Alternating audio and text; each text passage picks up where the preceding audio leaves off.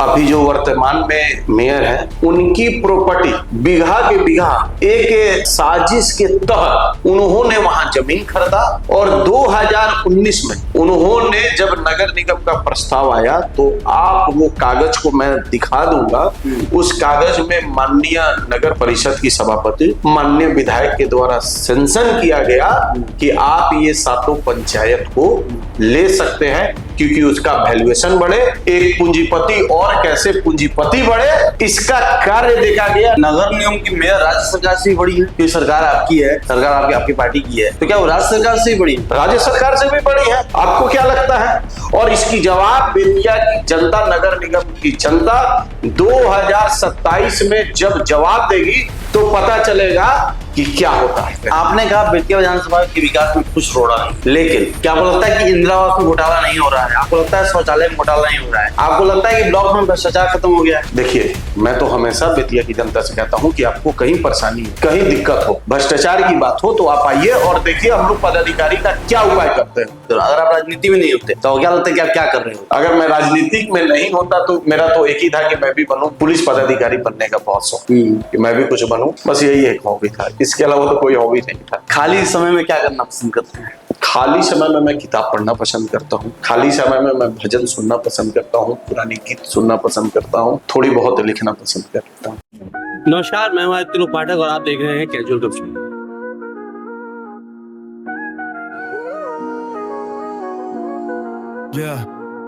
Mic खुला, tempo है high, शुरू हुई बात, कैजुअल गुपशप बिहार की रात। राजनीति के चक्कर उल्टे सीधे विचार ले आए नेता जो बनाए चर्चा खास बार बार।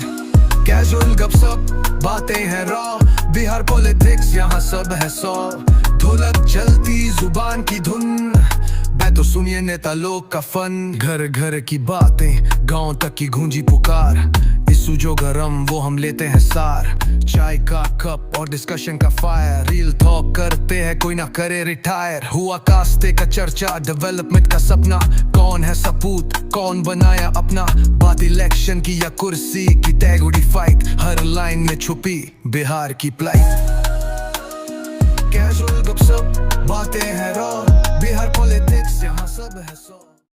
नमस्कार, मेरा नाम है आदित्य लोक पाठक और आप देख रहे हैं कैजुअल गपशप। इस कड़ी में आज हमारे साथ हैं भाजपा के नगर निकाय प्रकोष्ठ के क्षेत्रीय प्रभारी और बेतिया से काफी जाने माने युवा नेता राहुल कुमार जी। राहुल जी नमस्कार। नमस्कार। नमस्कार। सबसे पहले शुरुआत करते हैं, जैसे आपको सब जानते हैं कि आप काफी लंबे दौर से यहाँ पे युवा नेता के तौर पर प्रचलित हैं आप, लेकिन शुरुआत की जो पढ़ाई हुई आपकी KR स्कूल से, जो उस समय काफी नामी स्कूल था, तो KR स्कूल या फिर विभिन्न स्कूल, ये 3-4 स्कूल थे। तो स्कूल का क्या प्रभाव रहा आपके राजनीतिक जीवन में या फिर राजनीति में आपके आने की? देखिए, राजनीतिक में क्या प्रभाव क्या होता है।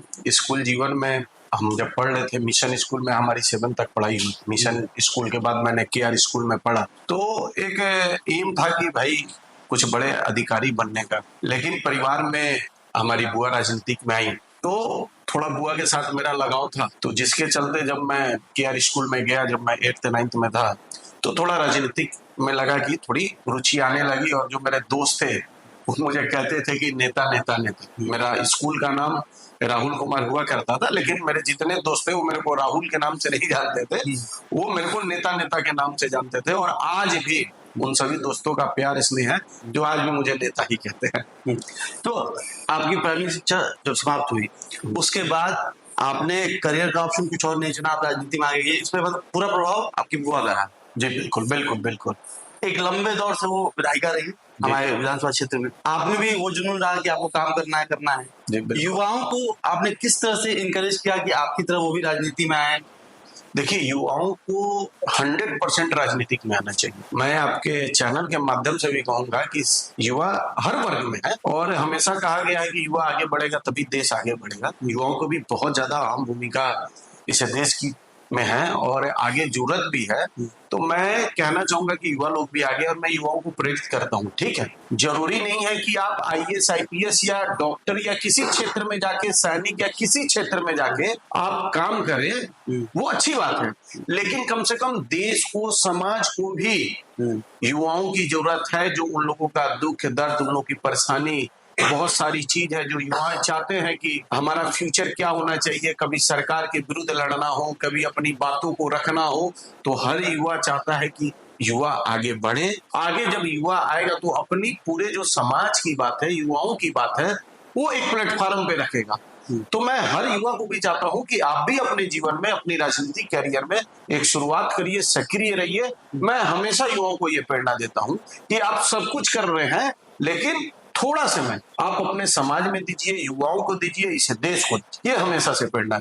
आपने काफी कम समय में बहुत बड़ी राजनीतिक उपलब्धि हासिल करी है आपने, तो इसके पीछे पीछे से देखें तो एक वजह क्या हो सकती है? आपके जातिगत एंगल हो सकती है या फिर बुआ का प्रभाव हो सकता है?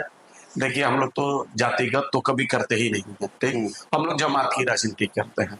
हमारे लिए एक रिक्शा वाला भी उतना महत्वपूर्ण है और एक कोई बड़े आदमी भी होगा, बहुत बड़ा पूंजीपति भी होगा, वो भी मेरे लिए एक समान है।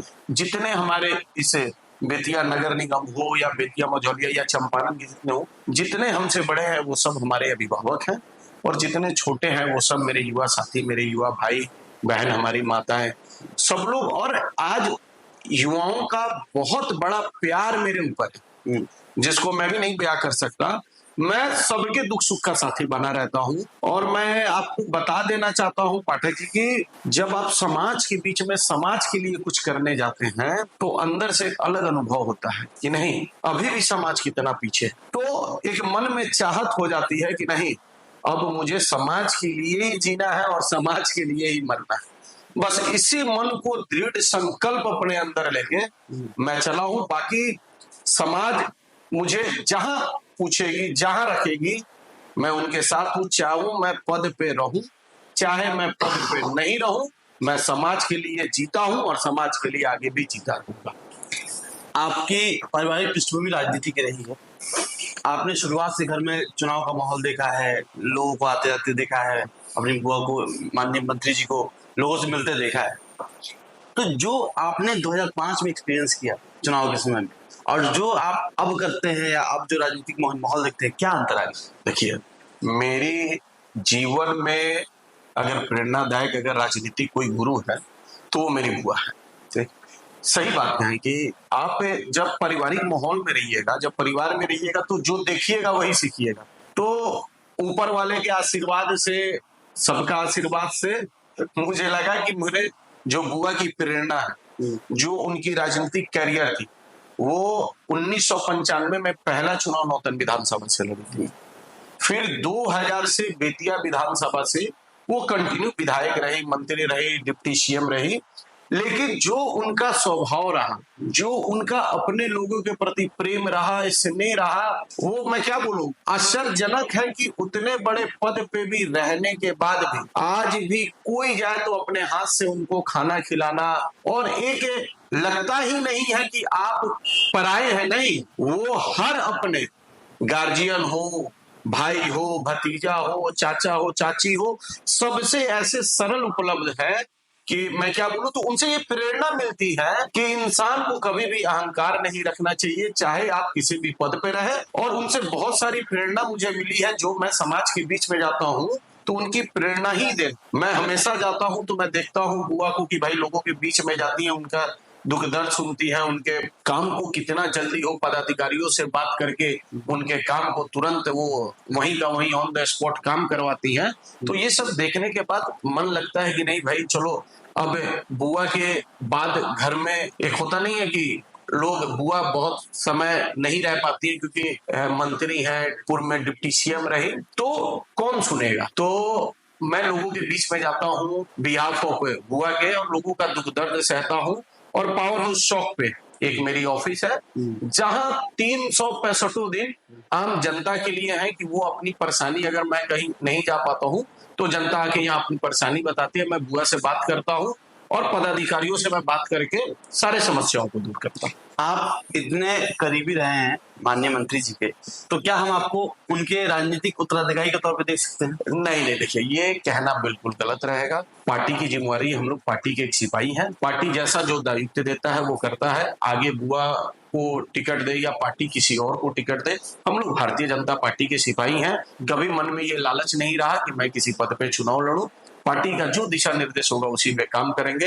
ये कभी मन में भाव नहीं आया है कि मुझे भी कभी विधानसभा लड़ना है, या जो आगे इंसान सोचता है, नहीं, पार्टी का एक सच्चा सिपाही हूँ, पार्टी जैसा कहेगी वैसा मैं करूंगा। 2005 में एक सामान्य कार्यकर्ता और माननीय विधायिका के रिश्तेदार के तौर पे आपने चुनाव में भाग लिया, लोगों से मिले, लोगों से जुड़े, साथ में आप जिला महामंत्री बने बाजू में हो गए। फिर 2010 में चुनाव हुआ, फिर आप माननीय मंत्री जी के साथ रहे। तो संगठन में किसी पद पर होकर चुनाव में भाग लेना और बिना संगठन में किसी पद पर रहे हुए चुनाव में भाग लेने में क्या अंतर आ जाता है? देखिए, बहुत अंतर है। आप जब बिना संगठन के अगर आप करेंगे तो मेरी बुआ बेतिया मझौलिया विधानसभा सकती है, तो मैं सिर्फ बेतिया मझौलिया विधानसभा देखता था क्योंकि भाई मेरी बुआ थी। लेकिन जब पार्टी का दायित्व मिल जाता है तो मैं युवा मोर्चा का जिला महामंत्री था, तो मैं 9 विधानसभा में लोगों के बीच में जाता था, एनडीए सरकार के बारे में बताता था। तो ऐसा अनुभव रहा है कि नहीं, जब क्षेत्र जब बड़ा होता है तो लोगों के बीच में इंसान जाता है, उनकी बातों को सुनता है। और 2005 के पहले क्या बिहार था, आज क्या बिहार है, आप भी बहुत अच्छी तरह से देख सकते हैं। आज विकास की गंगा बह रही है, कहीं कुछ ऐसा रहा नहीं। आज हमारी बहनें को देख लीजिए, आज स्कूल को देख लीजिए, आज हॉस्पिटल देख लीजिए, बहुत सारी ऐसी चीज है जो आज धरातल पे अगर कार्य करने का काम किया तो वो सिर्फ एनडीए सरकार। तो इसलिए अनुभव रहा कि भाई जब आप लोगों के बीच में जाइएगा तो अनुभव एक अलग होता है कि क्या और होना चाहिए इस चंपारण के लिए। तो बहुत सारी जानकारियां मिलती थी, हम लोग ऊपर पार्टी प्रदेश को सूचना देते। ठीक है, आपके हिसाब से, आपके पॉइंट ऑफ व्यू से 2015 में ऐसी क्या गड़बड़ी हो गई जो भाजपा ये सीट जीतने में नाकाम है? देखिए, भाजपा इस सीट को इसलिए नाकाम रहे क्योंकि लोगों का एक क्या कहें कि नहीं होता है कि लोग बार बार देखने के बाद सोचे लोग कि नहीं चलो एक बार किसी और को मौका देके देखते हैं। लेकिन वो अंतर आप देखिएगा तो मात्र अंतर 1800 वोटों का था। उस समय भी जनताओं ने जो प्रेम, जो स्नेह जो हमारे परिवार को दिया था, मैं उनका तहे दिल से शुक्रिया अदा करता हूँ कि उन्होंने इतना प्यार स्नेह दिया। लोगों ने 5 साल इसे क्या बोले, महागठबंधन नहीं, ये ठगबंधन की सरकार को देखा। और फिर 2020 में पुनः मोटा मोटी 19-20 हजार से माननीय मंत्री श्रीमती रेणु देवी जी को फिर लोगों ने आशीर्वाद दिया, प्यार दिया। तो आज फिर एक ऐतिहासिक जीत इस चंपारण की धरती को। चुनाव हुआ, माननीय मंत्री जी जीती, फिर एक अग्निवीर योजना आई। आप युवाओं के इतने खास नेता रहे हैं, चहेते नेता रहे हैं। कुछ युवाओं ने माननीय मंत्री जी घर पे आवास पर पथराव किया, अपना आक्रोश दिखाया। फिर तकलीफ नहीं हुई कि आप जिस समाज के लिए इतना कुछ कर रहे हैं और वो समाज आपको ये रिटर्न में दे रहा है, तो आपकी क्या? देखिए, तकलीफ क्या, बहुत सारे लोग होते हैं जो भटक गए थे रास्ते से। हमारे युवा साथी कुछ थे जिनको नहीं समझती कि ये अग्निवीर था क्या, भटक गए थे। लेकिन वो लोग भी भटकने के बाद भी नहीं होता है, लोग कहते हैं कि सुबह का भूला अगर शाम में आ जाए तो उसको भूला नहीं कहते। तो इसलिए एक छोटी मोटी गलती थी तो कभी ये नहीं लगा अरे गलती किससे नहीं होती है, भगवान से गलती होती है, हम तो भले इंसान हैं। अगर उस समय युवाओं के साथ उन्होंने समझा नहीं, अगर कुछ ऐसी हुई। लेकिन आज देखिए अग्निवीर में वही युवाएं जा रही हैं। तो मैं धन्यवाद मोदी सरकार को देना चाहता हूँ कि अपने युवाओं को अग्निवीर जैसे उसमें उन लोगों को आगे बढ़ाने का कार्य किया। इस एनडीए सरकार को मैं तहे दिल से धन्यवाद देता हूँ। फिर आता है नगर निगम चुनाव। नगर निगम चुनाव में आप लड़ने का फैसला लेते हैं, पहले आप कैंपेन करते हैं, फिर वो लेडीज सीट हो जाती है तो आपकी धर्मपत्नी चेयरमैन की आती है सामने। आप भाजपा के संगठन से इतने कोर से जुड़े हुए हैं, आपको पूरा सपोर्ट था, सब कुछ था, लेकिन ऐसा क्या हो गया कि इतनी बुरी स्थिति हो गई कि आप 3 नंबर पर आ गए? देखिए, ये जनता मालिक होती है। लोगों को लगा कि नहीं इस बार मेरी धर्मपत्नी श्रीमती सुरभि घई जी को जनादेश नहीं मिला। अगर सामने वालों को मिला तो मैं उनको शुभकामना देता हूं कि बेतिया नगर निगम बहुत अच्छे से चले। लेकिन आज जैसी स्थिति है, आज उनको जितनी भारी बहुमत से जीत मिला, ठीक है, होता है राजनीतिक में क्या बोल रहे हैं कि चढ़ाव उतराव होता है। लेकिन आज आप समाज के बीच में जाएंगे तो लोगों को पता चलेगा कि कौन क्या कर सकता है। आज की परिस्थिति में बता रहा हूँ, 2.5 साल नगर निगम को हो गया। आज नगर निगम नहीं रहा, नगर निगम नरक निगम बन के ही रह गया। कोई ऐसी, मैं 2.5 साल में बता दूं, एक लाइट नहीं लगा। आवास योजना जो गरीबों का था वो यहाँ से नगर निगम से वापस चल गया। जो सफाई होती थी रात्रि को, सफाई बंद हो गई। शहर की जितने मुख्य रोड है, मुख्य सड़क है, वो आज तक भी नहीं बना। और एक सिर्फ दिखावा है, एक सिर्फ क्या बोले कि हवाबाजी है। और आगे देखिए क्या होता है। अगर जनता ने मुझे तीसरे स्थान पे दिया तो यही जनता मुझे तीसरे से पहला भी स्थान देगी। उनका मैं स्वागत करता हूँ। कुछ कमी मेरे में रह गई होगी, मैं उसको दूर करने के लिए मैं आज भी दिन रात क्षेत्र में लगा हुआ हूँ, अपनों के बीच जाता हूँ, जनता के बीच जाता हूँ और उनके सुख दुख को मैं बांटता रहता हूँ। नगर निगम में 46 वार्ड हैं टोटल। गिने चुने लोग ही हैं जो आज जो भी मेयर हैं उनके सपोर्ट में हैं और सभी उनसे बिखरे हुए हैं, उनसे नाराज हैं। क्या आपको नहीं लगता कि माननीय विधायिका महोदय, माननीय सांसद महोदय ये खुलकर विरोध करें इस चीज का और उस पर स्ट्रिक्ट एक्शन ले कि ऐसा क्यों है? जैसे आपने कहा कि कोई टेंडर पास नहीं हो रहा है, कोई काम नहीं हो रहा है, लाइट तक नहीं लगा, 2.5 साल बीत चुके हैं, 2.5 साल कार्यकाल गया हो रहा है। इतना महंगा चुनाव होना, नगर निगम में इसको परिवर्तित करना, फिर इतना महंगा चुनाव होना, उसके बाद जनता को कुछ न मिलना, तो क्या इसका स्ट्रिक्ट एक्शन नहीं लेना चाहिए? हमेशा बोर्ड की बैठक में माननीय मंत्री जी, माननीय सांसद, लोकप्रिय सांसद हमारे सब लोगों ने बैठक में हमेशा आवाज उठाई है।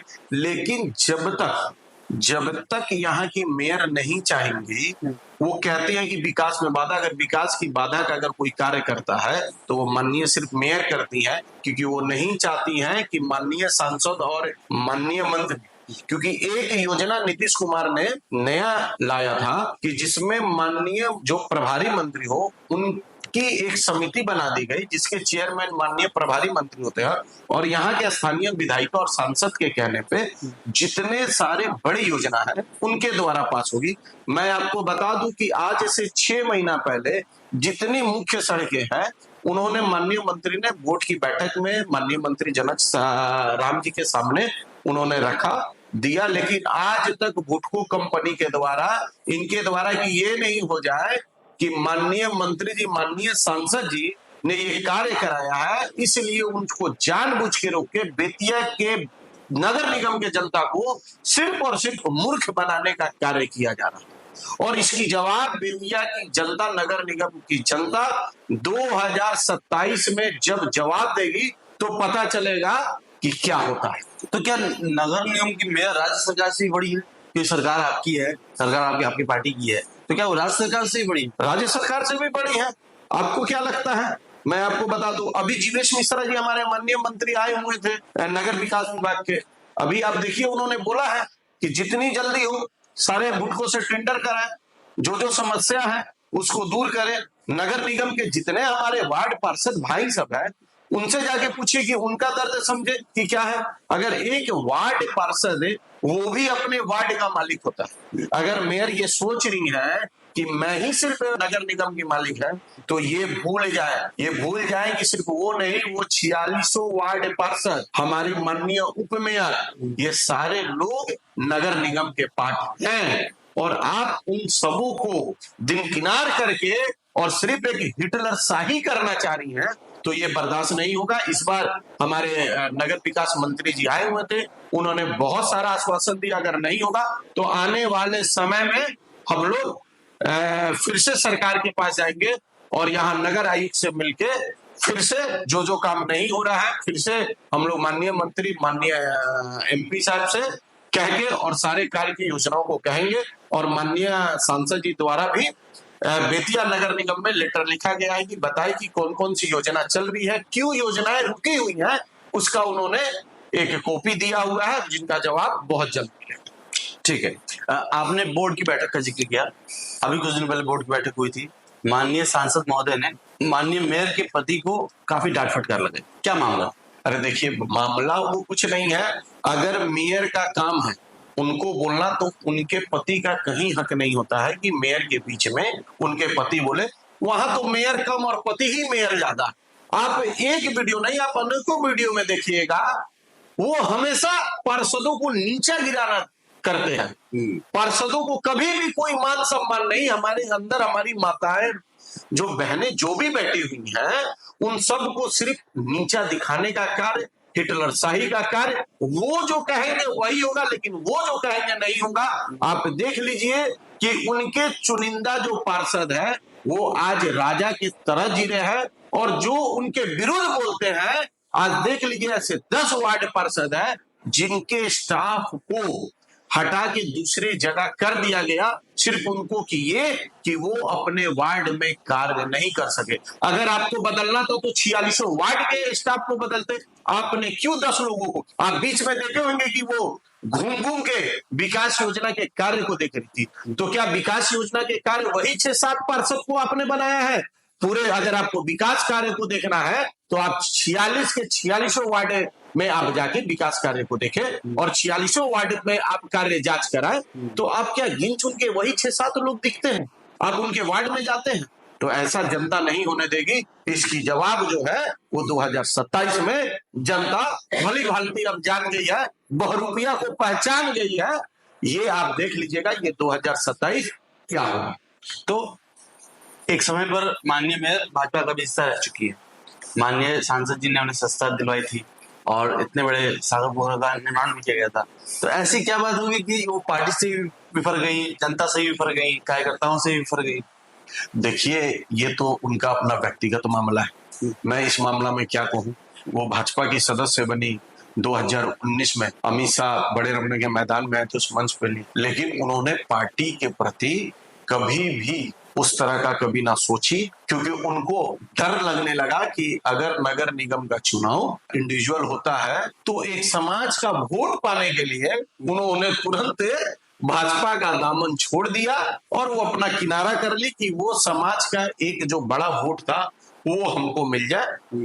तो मेरे दृष्टि से देखने से इनका यही कारण रहा। और आप देख लीजिएगा कि भाजपा के 2020 से लेके और आज तक इन 5 सालों में उनको आपने कभी ना भाजपा के कार्यक्रम में देखा होगा। इतना बड़ा राम मंदिर का जब उद्घोष हुआ तो उनको कभी भी किसी भी राम मंदिर के किसी भी मंदिर पे एक दिया भी उन्होंने जलाने का काम नहीं किया, क्योंकि उनको डर है कि ये समुदाय कल मेरे को छोड़ ना दे। इसी डर के मारे उन्होंने भाजपा के दामन से अलग हो गए।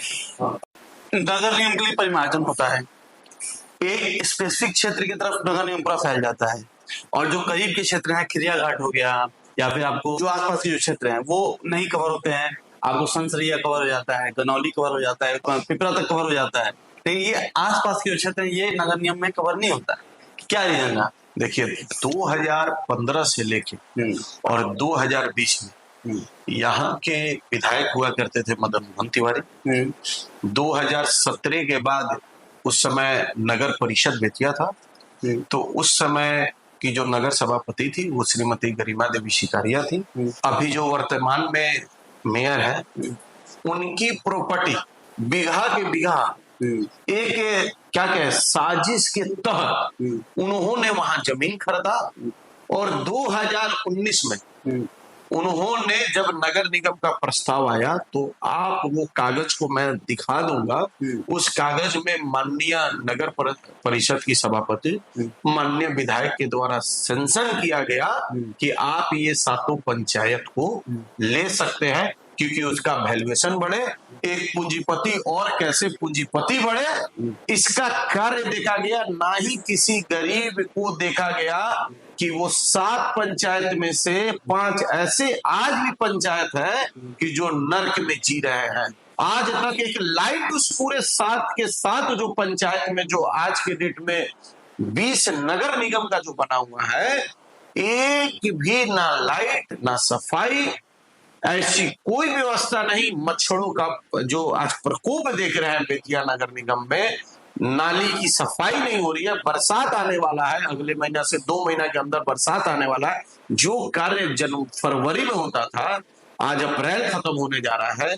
तो क्या कहिए, क्या कहें कि साजिश के तहत अपने जमीन की वैल्यूएशन बढ़ाने के लिए ये सारा कार्य किया गया। तो माननीय सांसद जी तो इस क्षेत्र के गार्जियन रहे, बहुत पुराने समय से उनके पिताजी भी रहे, ये भी रहे, तो एक तरह से ये क्षेत्र उनके औलाद भी ना, लेकिन फिर भी उन्होंने ध्यान नहीं दिया, उन्होंने इसका विरोध नहीं किया, उन्होंने इस पर एक्शन नहीं लिया।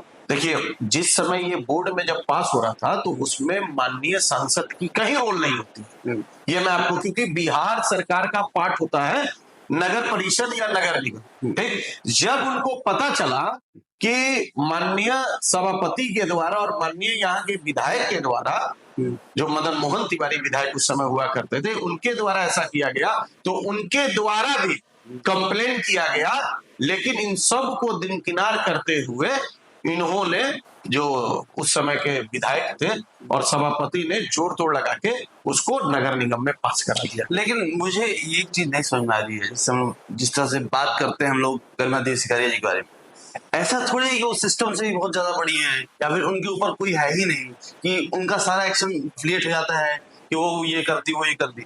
इस पे अगर चाहते तो क्या सांसद जी आवाज नहीं उठा सकते पार्टीगत स्तर पर या फिर कार्यकर्ताओं के स्तर पर? क्योंकि आपके कार्यकर्ता भी तो उधर हैं, आपके वोटर भी तो उधर हैं, वही तो त्रस्त हो रहे हैं। तो क्या इस पर पुरजोर आवाज जैसे उठनी चाहिए थी वैसे उठी नहीं, इस वजह से? नहीं, बहुत सारी आवाज उठी, क्या बात की है। उस समय सातों का सातों पंचायत एक साथ जगह जगह धरना दिए, पिपरा चौक को बंद किया गया, उसमें FIR हुआ, सब कुछ हुआ। लेकिन बात इतनी आगे बढ़ गई थी, कलम चल गया था, नोटिफिकेशन निकल गया था, बेतिया की भली भांति जो निगम में जो पार्ट जो सातों पंचायत आए, भली भांति जनता को बेवकूफ बना के तुरंत का तुरंत उसको पास करा दिया गया और उसका गजट पेश कर दिया गया। क्या कोई चांस है कि इसको रिवर्ट बैक? नहीं, कभी अब तो कोई चांस ही नहीं हो सकता। गजट पेश जो हो चुका है वो अब नहीं हो सकता है। अब हम लोग चाहेंगे कि जो 20 जो पंचायत, जो 7 पंचायत था, जो 20 आज के डेट में नगर निगम वार्ड बना है, उसमें विकास हो, आगे और बढ़े। और नगर निगम आज तो नहीं, लेकिन एक थोड़ा समय लगेगा जिसको नगर निगम को विकास करने में, अगर बेतिया नगर निगम की जनता अगर एक बार मौका देती है तो मैं आपके न्यूज चैनल के माध्यम से मैं जरूर कहना चाहूंगा कि जितनी मेरी प्रयास होगी मैं उतना उस 20 वार्ड को मैं एक नगर की तरह स्थापित करने का कार्य चलूं। आप काफी प्रचलित नेता हैं और एक कहते हैं कि बदनाम वही होता है इसका नाम होता है, ठीक है। जब भी आपका जिक्र होता है तो 2 खेमे में सोशल मीडिया बढ़ जाता है। एक खेमा आपके आपराधिक पृष्ठभूमि की बात करता है, आपको गलत सही कहता है, एक खेमा आपके सपोर्ट में रहता है। ऐसा क्यों है कि आपको लेके कुछ जो भी चंद लोग हैं वो आपके आपराधिक पृष्ठभूमि की बात करते हैं या फिर आपको काउंटर करते हैं इस तरह की आप एक क्रिमिनल है, जबकि आप पे कोई केस नहीं है, कोई केस नहीं है।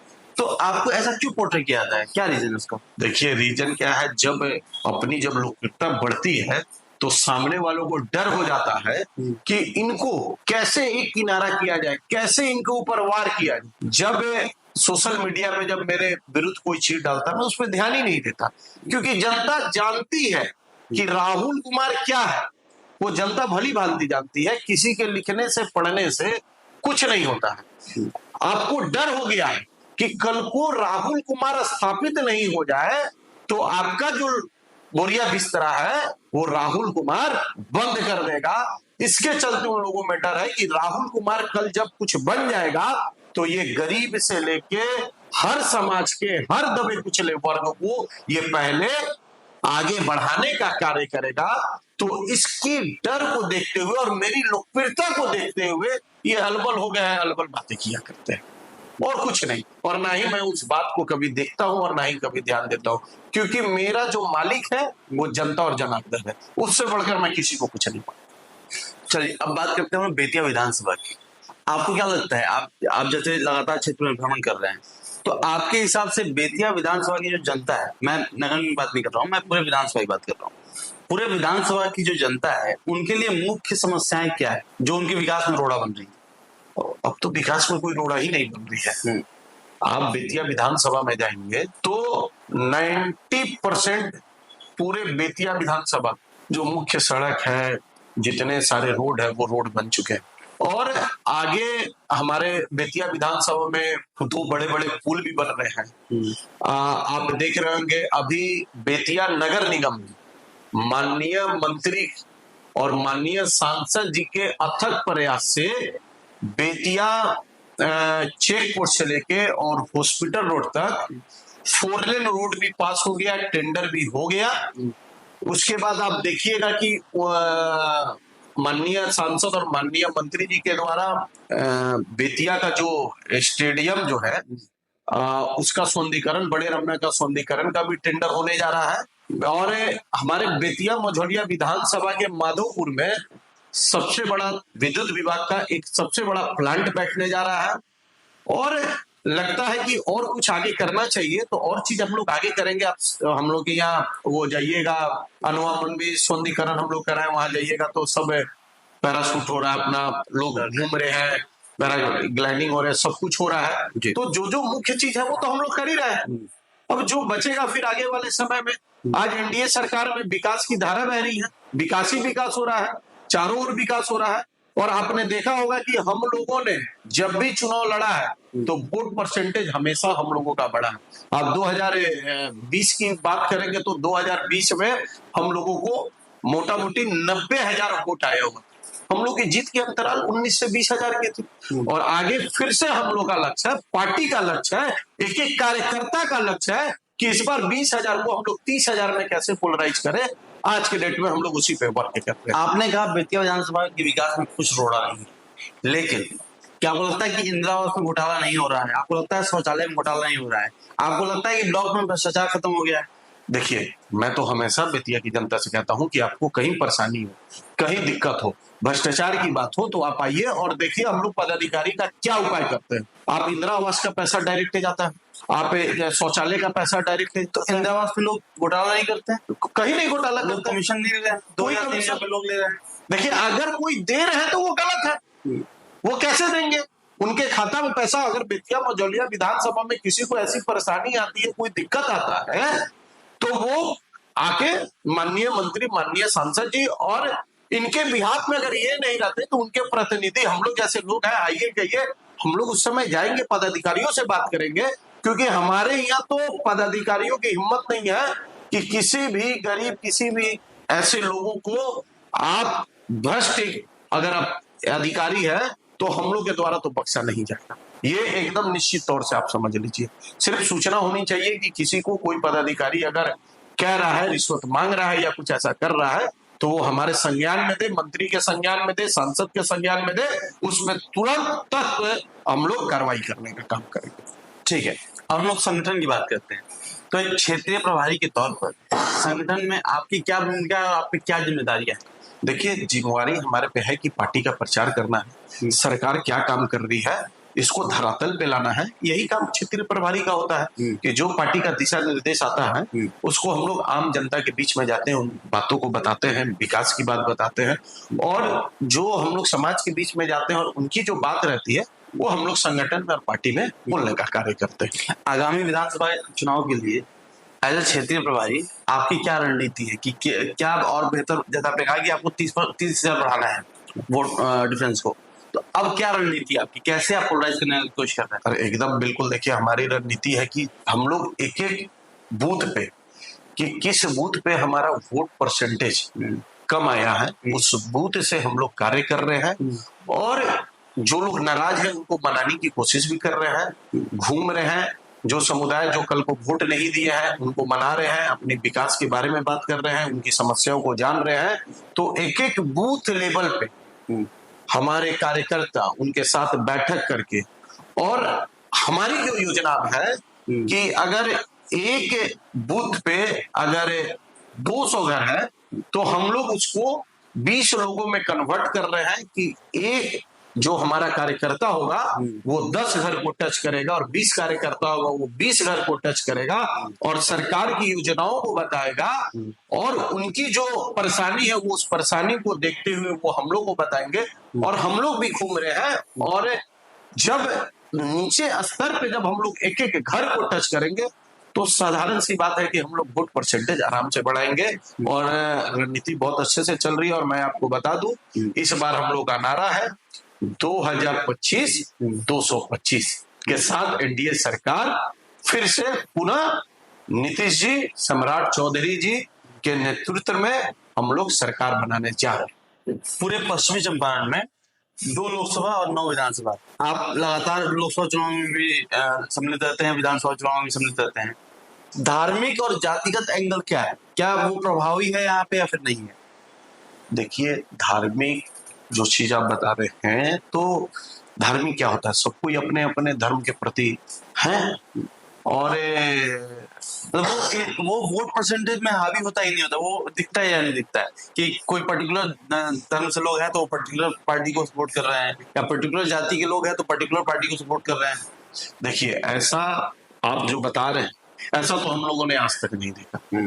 हमने आपको शुरू में ही कहा कि हम लोग जमात की राजनीति करते हैं, ठीक। और रही धर्म की सवाल, अगर आज धर्म में सुरक्षित रहेगा तभी हम आप सुरक्षित रहेंगे। आज पूरे भारत में राम मंदिर जैसे मुद्दे पे एनडीए सरकार ने, आप देख सकते हैं कि आज जो राम लल्ला हमारे टेंट हाउस में रहते थे, आज एक भव्य जो उनका जो एनडीए ने जो सपना देखा था, आज उसको साकार कार्य करने का कार्य किया, तो भारतीय जनता पार्टी ने किया।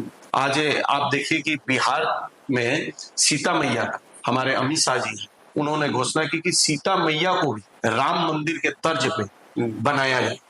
तो धर्म के प्रति अगर धर्म रहेगा तो हम और आप रहेंगे, अगर धर्म ही नहीं रहेगा तो फिर ना पार्टी रहेगी ना हम और आप रहेंगे।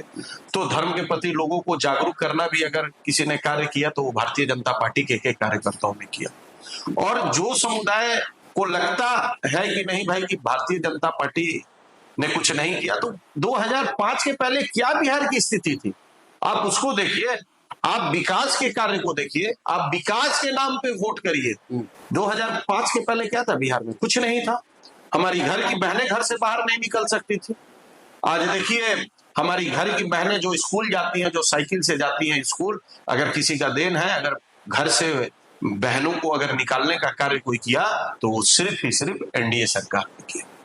तो मैं आपको बता दूं कि बेतिया, चंपारण 9 विधानसभा, इस बार 9 का 9 सीट जो है वो एनडीए सरकार की झोली में देने का कार्य भाजपा के एक एक पार्टी के कार्यकर्ता, एक एक सदस्य करने का कार्य करेंगे। चंपारण के युवाओं के लिए एक युवा नेता होने के तौर पर आपका क्या संदेश?